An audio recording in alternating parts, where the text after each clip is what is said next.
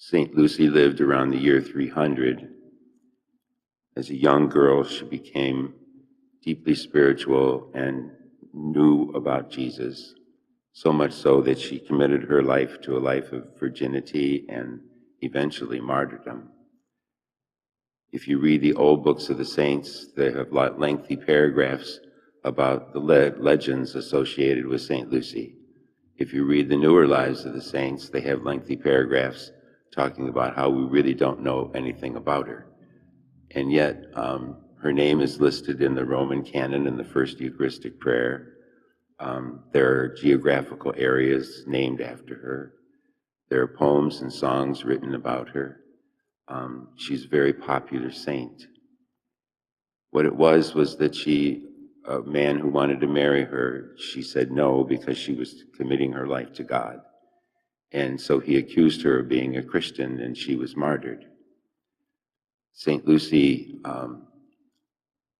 reminds us of the fact that a deep faith in Christ is so important.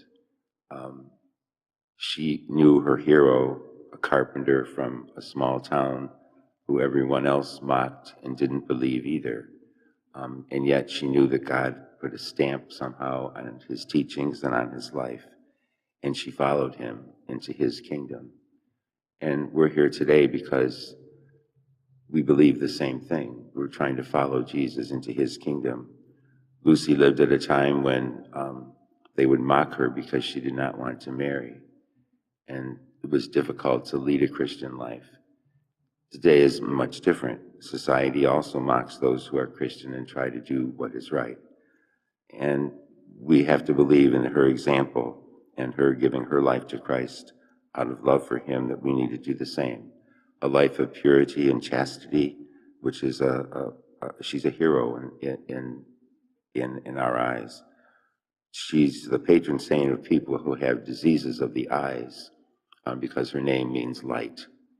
And so today we thank God for her witness, and down through the centuries, what has remained, if we don't know all the details of her life, we know the one most important one, that she committed her life to God. She trusted in him, so much so that she would give her life for him and so enter into his kingdom.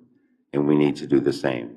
Humbly and lowly as we are, we give ourselves to Christ during this Advent season so that he can be reborn in our lives. Let us stand and offer our prayers and petitions.